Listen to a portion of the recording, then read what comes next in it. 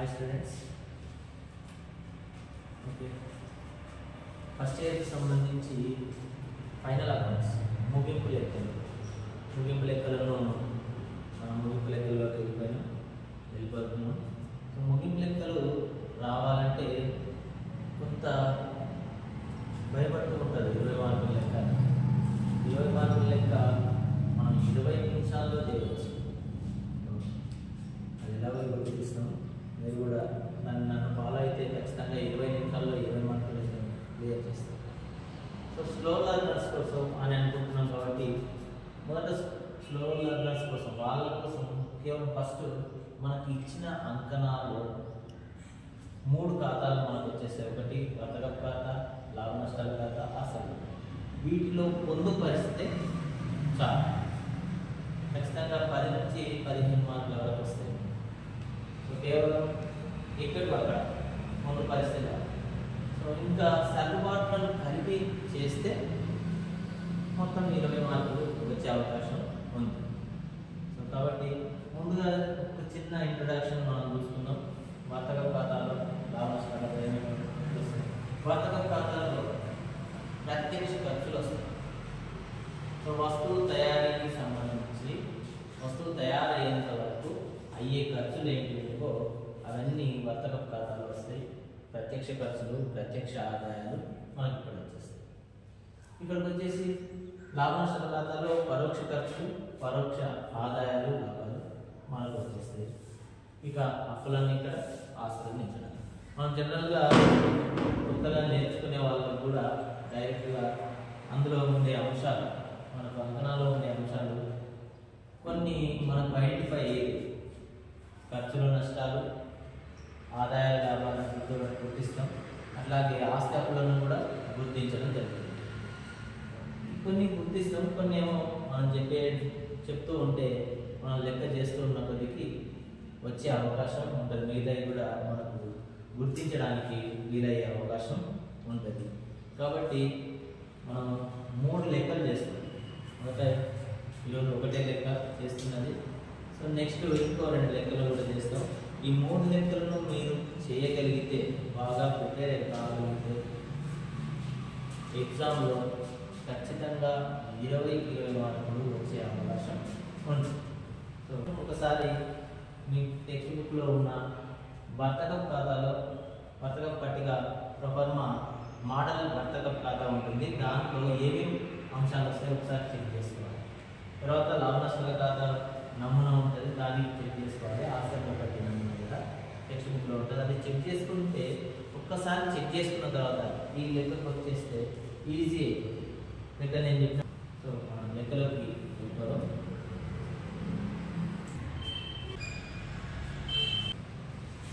లెక్క స్టార్ట్. ఇంతవరకు ప్రారంభ సరుకు, కొనుగోళ్లు మైనస్ వాపసులు, అమ్మకాలు, వాపసులు, ముగింపు సరుకు. ఈ అంశాలను కూడా ఇక్కడ వరకు మనం రాసి పెట్టుకోవచ్చు లెక్క చూడవచ్చు. సో ఫస్ట్ మనం చేసేటప్పుడు లెక్క తెలిసేటప్పుడు ఏం చేయాలంటే ఇవి రాసి పెట్టుకున్న ముందే మనకు మీకు లెక్కలో అండర్లైన్ చేసిన కొన్ని అంశాలు కనబడుతుంది. అండర్లైన్ చేసి బీమాకు కానీ, భవనాలు, మోటార్ కానీ డెబిట్ వైపు ఉన్నాయి. క్రెడిట్ వైపు వచ్చిన కమిషన్, వచ్చిన డిగ్రీ. సో వీటికి అండర్లైన్ ఎందుకు చేసినాము అంటే మనం ముందే అండర్లైన్ చేసి పెట్టుకోవాలి. ఎందుకంటే దానికి సంబంధించిన సర్దుబాట్లు ఉంటుంది. సో ఆ అంశం వచ్చినప్పుడు ఇన్నర్ కాలంలో తీసుకొని వాటికి సంబంధించిన సర్దుబాటును దానికి ప్లస్ చేయాలా, మైనస్ చేయాలా అనేది మనం చూస్తుంటాం. కాబట్టి తప్పు పోకుండా ముందే అవి అండర్లైన్ చేసి పెట్టుకోవడం జరిగింది. సో తర్వాత ఈ అంశాలను ముందుగా వీటికి సంబంధించిన అమౌంట్స్ రాస్తే సరిపోతుంది. చూడండి, ప్రారంభ సరుకు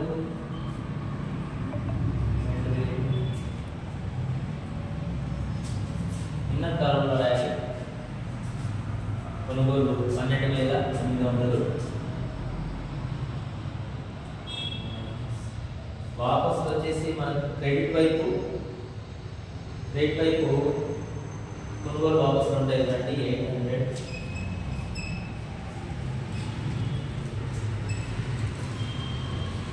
తర్వాత అమ్మకాలు క్రెడిట్ వైపు ఉన్నాయి,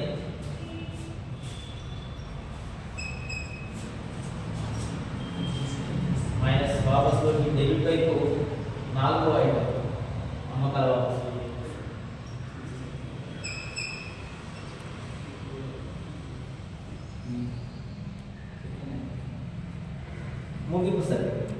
పట్టికలో కింద పట్టిక తర్వాత కింద వచ్చేది ముగింపు సర్కిల్ 33,000. సో ముగింపు సర్కిల్. ఈ అంశాలకు మనం ముందే అంశాలు రాసి పెట్టుకున్నాం కాబట్టి అమౌంట్ పొందుపరచడం జరిగింది. ఇవి ముందే రాసి పెట్టుకొని అమౌంట్ వేస్తే సరిపోతుంది. ఒక్కొక్కసారి లెక్కలో వాపసు మనకు ఉండవు. వాపసు లేనప్పుడు ముందే రాసి పెట్టిన మనకు కంగారు పడకుండా ఏం చేయాలి, డాష్ పెట్టేసి అమౌంట్ రాస్తే సరిపోతుంది. ఇక తర్వాత ఏం చేయాలంటే మనం వరుసగా వెళ్ళిపోవాలి. లెక్కను వరుసగా ఏమి ఉన్నాయో చూస్తూ వెళ్ళిపోదాం, రాస్తూ వెళ్ళిపోదాం. ఎక్కడికి వచ్చేటప్పుడు ప్రారంభ సరిగ్గా అయిపోయింది. బీమా వచ్చేసి లాభ నష్టాల ఖాతాలో రాస్తాం. లాభ నష్టాల ఖాతాలో డెబిట్ అయిపోయింది. ఇది పరోక్ష ఖర్చు. వస్తువు తయారయ్యేటప్పుడు ఈ ఖర్చు రాదు కాబట్టి వస్తువు తయారైన తర్వాత వస్తువులపైన చేసే బీమా కాబట్టి పరోక్ష ఖర్చు లాభ నష్టాల ఖాతాలో వస్తుంది. బీమా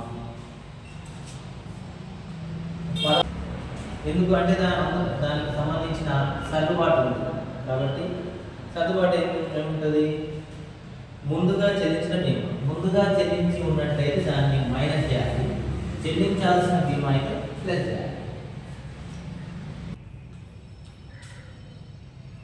మైనస్ చేసినాం 1000 రూపాయలు, 1600 నుంచి 600. నెక్స్ట్ కొనుగోలు ఆల్రెడీ తీసుకోబడింది. అమ్మకాల వాపసులు కూడా తీసుకోబడ్డది. ఆడిట్ ఫీజు లాభ నష్టాల ఖాతాలో వస్తుంది.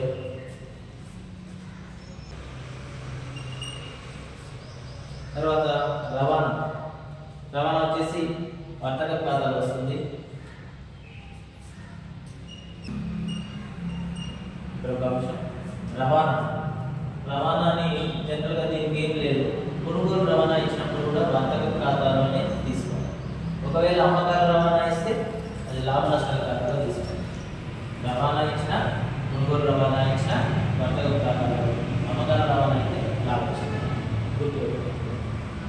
నెక్స్ట్ వర్తక ఖర్చులు అని వర్తక ఖాతాలోకి రాయాలంటే అది లాభ నష్టాల ఖాతాలో రాయాలి. దిగుమతి సుంకం వస్తువు తయారు కాకముందే ఈ దిగుమతి సుంకం జరుగుతుంది కాబట్టి వర్తక ఖాతా.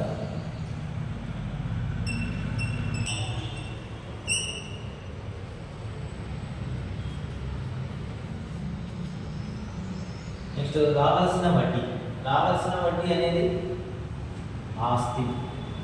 ఆస్తుల వైపు డైరెక్ట్గా తీసుకుని సరిపోతుంది.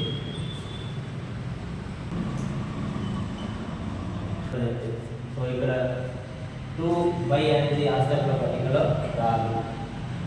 ఈ రెండు ఖాతాల్లో 2/, మనం పెట్టాల్సి వస్తుంది. నెక్స్ట్ భవనాలు వచ్చేసి ఆస్తుల వైపు రాస్తాం. చేసి పెట్టుకోవడం వల్ల ఈజీ అవుతుంది. సో ఇంకా కాలంలో వేస్తాం. సర్దుబాటు ఏముంది, భవనాలపై 2,000 పెంచాలి ప్లస్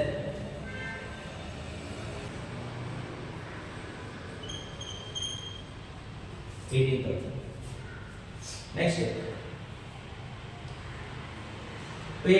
పేటెంట్ వచ్చేసి ఆస్తి.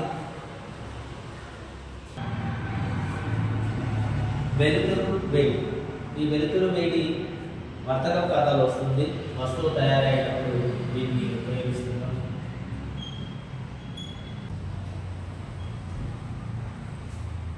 పోస్టేజీ స్టాంపు లాభ నష్టాల ఖాతాలో.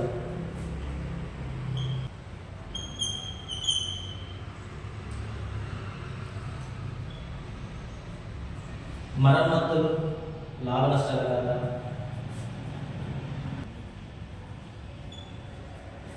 లీగల్ ఖర్చులు కూడా లాభ నష్టాల ఖాతా. ఛార్జీలు అన్న లీగల్ ఖర్చులు, లీగల్ ఛార్జీలు అన్న అవుతుంది. బొగ్గు, గ్యాస్, నీరు ఇవి వస్తువు తయారయ్యేటప్పుడు మిషన్ల దగ్గర ఉపయోగిస్తాం కాబట్టి వర్తక ఖాతా.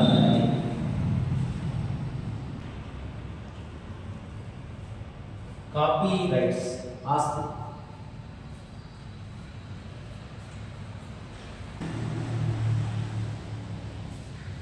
మూలధనంపై వడ్డీ వచ్చేసి ఖర్చు. మూలధనం పైన మనం చెల్లించాల్సి ఉంటుంది. మనం సంస్థగా భావించుకుని లెక్కలు చేసుకుంటాం. సో మూలధనం అనేది మనం అప్పుగా భావిస్తాం, అప్పుల వైపు రాస్తాం.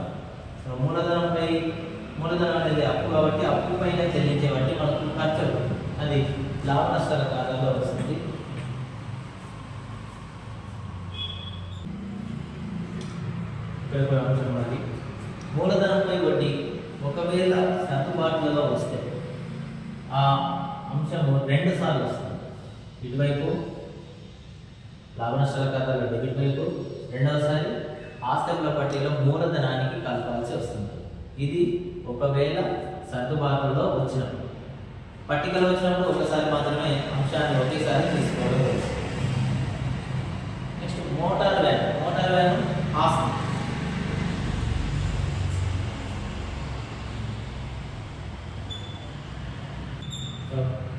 అండర్లైన్ కాబట్టి సర్దుబాటు ఉందనుకోవాలి.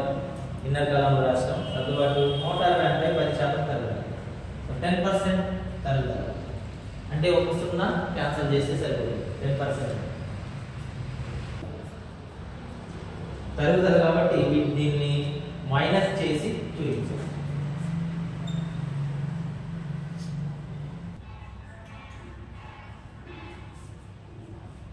నెక్స్ట్ చెల్లించిన కమిషన్. మనం చెల్లించిన ఖర్చు కాబట్టి లాభ నష్టాల ఖాతాలో డెబిట్.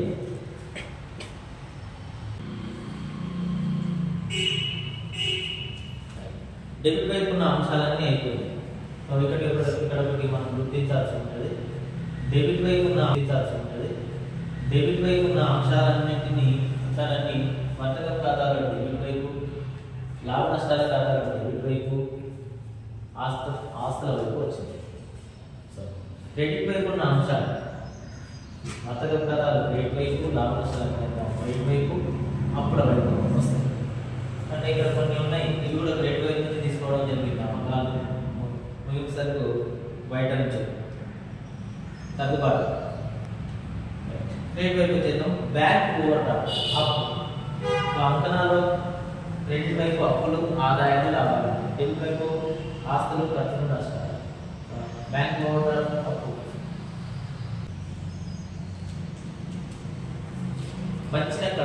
వచ్చిన కమిషన్ ఆదాయం. ఇది లాభ నష్టాల ఖాతాలో క్రెడిట్. ఇక ఇటువైపు ఏం రావు.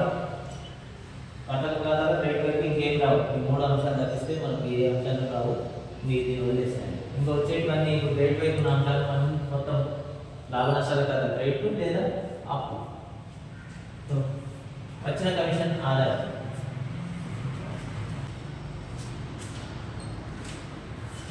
వచ్చిన కమిషన్ 2000. దానికి సర్దుబాటు ఉంది. అండర్లైన్ ఉంది కాబట్టి సర్దుబాటు ఏముంది? రావాల్సిన కమిషన్ రావాల్సి ఉన్నది కాబట్టి ప్లస్ చేస్తాం. ఒకవేళ ముందుగా వచ్చిందని ఉంటే మైనస్ చేస్తాం. ప్లస్ రావాల్సిన కమిషన్.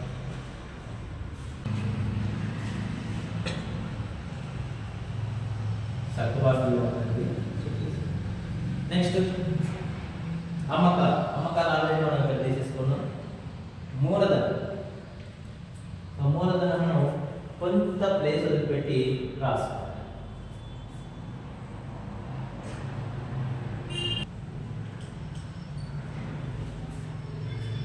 నికర లాభం, సొంత వాడకాలు తీసేస్తాం. మూలధనం నుంచి ఇక్కడ వచ్చే నికర లాభం ఉంటే కలుపుతాం, నికర నష్టం ఉంటే తీసేస్తాం. కాబట్టి దాన్ని ఇన్నర్ కాలంలో రాయాలి. కొనుగోలు వాపసులు ఆల్రెడీ ఇక్కడ తీసుకువేయడం జరిగింది. కొనుగోలు నుంచి 8వ రోజు. రాణి బాకీ అనేది ఇది లాభ నష్టాల ఖాతాలో క్రెడిట్ వైపు రాయాలి.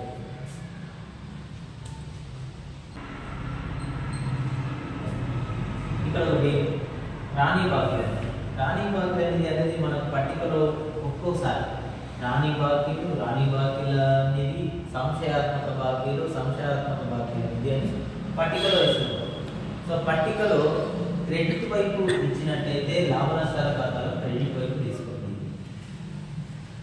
డెబిట్ వైపు అంకణాల్లో డెబిట్ వైపు ఇచ్చినట్టయితే లాభ నష్టాల ఖాతాలో డెబిట్ వైపు తీసుకోండి. అవి రాణి బాకీలు కానీ, సంశయాత్మక బాకీలు కానీ, రాణి బాకీల నిధి కానీ, సంశయాత్మక బాకీల నిధి కానీ. ఆ పేర్లు ఉన్నాయంటే అన్ని ఒకటే పదాలుగా గమనించాలి. టెక్నిక్ ఇది ఒక టెక్నిక్. డెబిట్ వైపు ఉంటే డెబిట్లో లాభ నష్టాల ఖాతాలో, అంకణాల్లో క్రెడిట్ ఉంటే క్రెడిట్ వైపు తీసుకోవాలి. నెక్స్ట్ ముందుగా వచ్చిన వడ్డీ. ఒకసారి మీరు అలాగే కావచ్చు. ఏంటి అది ముందుగా మనకు వచ్చింది అంటే అది అప్పు అవుతుంది. అప్పుల వైపు తీసుకోవాలి.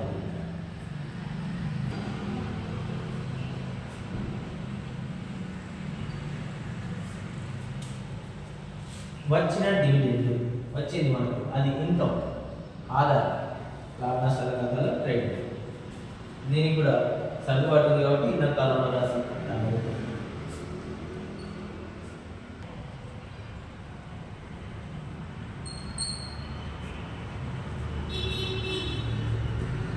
రావాల్సిన బిల్. సో రావాల్సిన డివిడెండ్ కాబట్టి దీనికి ప్లస్ చేస్తాం.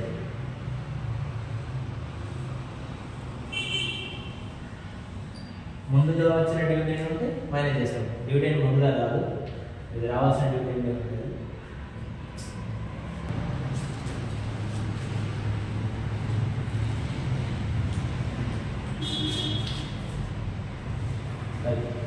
సో ఇప్పుడు మొత్తానికి మనకు అంకణాలు ఉన్న అంశాలన్నీ కూడా కంప్లీట్ అయ్యాయి. అంకణాలు ఉన్నాయి, ప్రతి అంశం కూడా పట్టికలో వచ్చేసింది. ఇప్పుడు సర్దుబాటు, ఇంకా సర్దుబాటులోకి వచ్చినప్పుడు మనం కొంచెం జాగ్రత్తగా వ్యవహరిస్తే సరిపోతుంది. లేక దాదాపుగా ఎండింగ్లో వచ్చేసి మీకు ఒకవేళ ఆ సర్దుబాటు వచ్చినప్పుడు మీరు ఏ విధంగా చేయాలని అర్థం కాకపోతే అమౌంట్ అన్ని డైరెక్ట్గా వేసి పట్టేస్తే సరిపోతుంది. ఇప్పుడు ముందుగా చెల్లించిన బీమా ఫైనల్ చేయాలా ప్లస్ చేయాలా అనే ఆలోచన డౌట్ ఉన్నప్పుడు ఒక బీమాను అవతల రాసుకోవాలి, మిగతా అంశాలన్నీ రాసుకోవాలి. భవనాలు సర్దుబాటు ఏం చేయాలో తెలియకపోతే భవనాలు అమౌంట్ రాసుకోవాలి. మోటార్ వ్యాన్ సర్దుబాటు ఏదో తెలియకపోతే ఒక అమౌంట్ రాసుకుంటేస్తే సరిపోతుంది. కనీసం 15 మార్కుల వరకు వచ్చే అవకాశం ఉంది. ఒక అమౌంట్ రాసి పెట్టినా సరిపోయాయి, టోటల్స్ చేయకపోయినా సరిపోతుంది. సో సర్దుబాటులో బాగా వచ్చింది, కొంత కష్టపడితే 20 మార్కులు ఈజీగా వస్తాయి. నేను చెప్పే ప్రాసెస్లో మీరు ఒక 2 లెక్కలు చేస్తే చాలు, ఈజీ. అయితే మనం సర్దుబాటులోకి వచ్చేద్దాం. ముగింపు సరిగ్గా వరుసగా సర్దుబాటులో ప్రతి ఒక్కటి కూడా ఇందులో ఈ 2 ఖాతాలలో ఒకసారి ఆస్తుల పట్టికలో ఒకసారి వస్తాయి. 2 ఒక భాగంగా ఇక్కడ నుంచి ఇక్కడ ఒక భాగంగా మనం బయటపడిస్తే ఈ ఆస్తుల పట్టి ఒక భాగం, ఈ 2 ఖాతాలు కలిసి ఒక భాగం. అక్కడ ఒకసారి రావాలి, ఇక్కడ ఒకసారి రావాలి, ప్రతి సర్దుబాటు కూడా. చూద్దాం ముగింపు సరుకు. ముగింపు సరుకు ఒకసారి ఇక్కడ తీసుకున్నాం 33,000.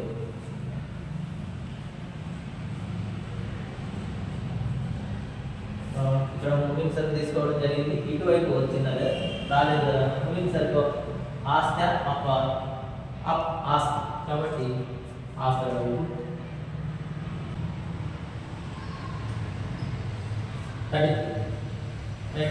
ముగింపు సరుకు 2 సార్లు అయిపోయింది. నెక్స్ట్ ముందుగా చెల్లించిన బీమా దగ్గర ఒకసారి రాసింటాం.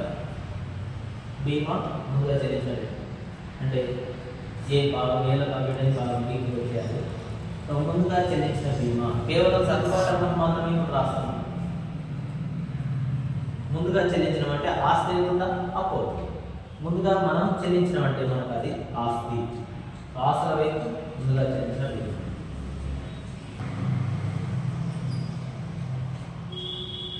ఆస్తుల వైపు ఆస్తి. కేవలం అమౌంట్ ఏంటి, అమౌంట్ బీమాకు సంబంధించిన అమౌంట్ రాయకూడదు. కేవలం సర్దుబాటులో ఉన్న అమౌంట్ మాత్రమే మనం ఇక్కడ ప్రభావితం అవుతుంది, ఆ అమౌంట్ మాత్రమే రాస్తాం. నెక్స్ట్ రావాల్సిన డివిడెండ్ ఒకసారి ఇక్కడ వచ్చేసింది. రావాల్సిన డివిడెండ్ 300. సో అంటే ఇటువైపు వచ్చేసింది, అటువైపు రావాల్సి ఉంది. అది ఆస్తి తప్పైందా, మనకు రావాల్సి ఉన్నది కాబట్టి ఆస్తి. సర్దుబాటు ఎంత అమౌంట్ రాయాలి, ఎక్స్పెక్ట్ చేయాలి, కేవలం సర్దుబాటు అమౌంట్ మాత్రమే రాయాలి. 300. డివిడెండ్కి సంబంధించి డివిడెండ్ 2,700 రాయాలి. నెక్స్ట్ మోటార్ వ్యాన్పై 10% తగ్గాలి. మోటార్ వ్యాన్ యొక్క రాష్ట్రం ఆస్తుల్లో రాష్ట్రం 10% తగ్గాలి, తీసేసి రాష్ట్రం. సో అంటే ఇటువైపు భాగం బిలో వచ్చిన భాగం ఏకు తీసుకుంటే ఏటువైపు వస్తుంది లాభ నష్టాల ఖాతా. అది నష్టం. మోటార్ వ్యాన్పై తగ్గాలి అనేది నష్టం. ఖర్చులు నష్టాలు డెబిట్, ఆదాయ లాభాలు క్రెడిట్. నామమాత్ర ఖాతా సూత్రం ప్రకారం. సో మోటార్ వ్యాన్పై తగ్గుదల అనేది నష్టం, లాభ నష్టాల ఖాతాలో డెబిట్ వైపు వస్తుంది. మోటార్ వ్యాన్పై తగ్గుదల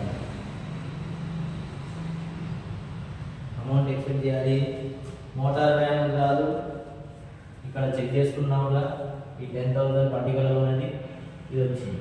ఇది సర్దుబాటు 1000 రూపాయలు మాత్రమే రాయాల్సి ఉంది.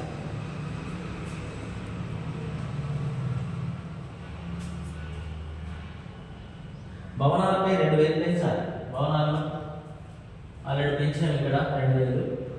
ఈ సర్దుబాటు అమౌంట్ ఎక్కడ వస్తుంది? భవనాలు పెంచుతున్నాం అంటే ఇన్కమ్ పెరుగుతుంది, లాభం. ఖర్చులు నష్టాలు డెబిట్ రాసినప్పుడు ఆదాయ లాభాలు క్రెడిట్ అవుతాయి. సో లాభ నష్టాల ఖాతాలు క్రెడిట్ అవుతుంది. భవనాల పెంపు సర్దుబాటు అమౌంట్ మాత్రమే.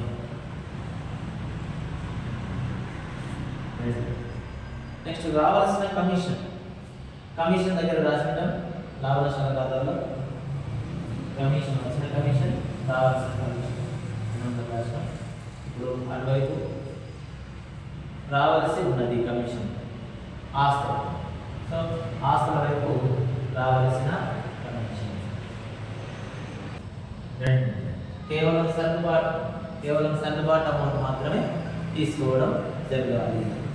రైట్, ఇప్పటికీ కంప్లీట్గా ప్రతి అంశాన్ని మనం క్షుణ్ణంగా చెక్ చేస్తూ వచ్చినాం. సో దీన్ని కంప్లీట్ చేసి అప్పుల వైపు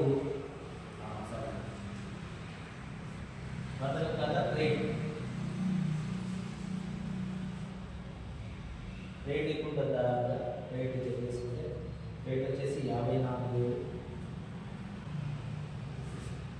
అదే 54,000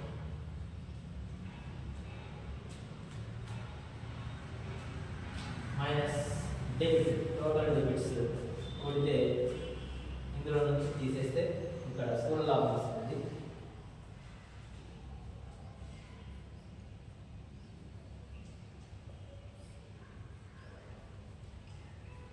మనం చెక్ చేసుకోవచ్చు కాబట్టి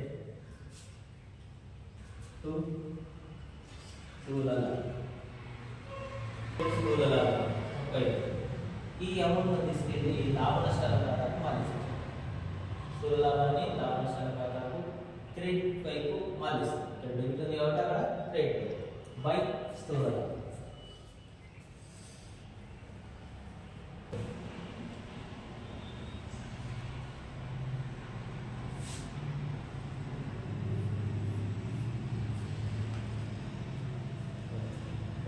total debit, total credits.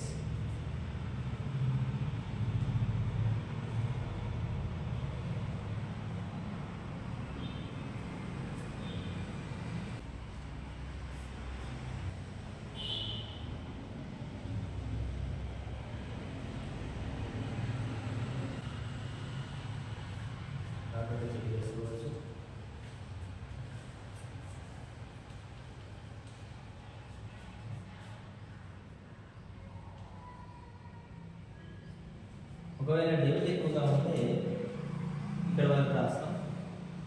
ఇదేమో నికర లాభం, ఇటువైపు వస్తేనేమో నికర నష్టంగా మారుతుంది.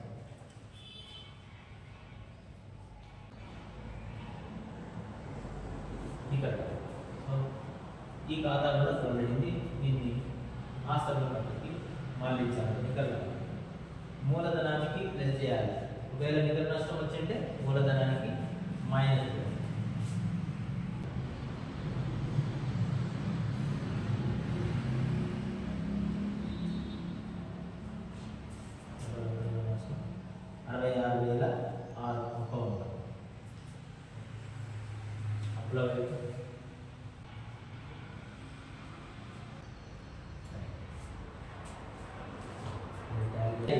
ఇది ప్రాసెస్ 20 మార్కుల లెక్కలు ఈజీగా చేసుకునే ప్రాసెస్.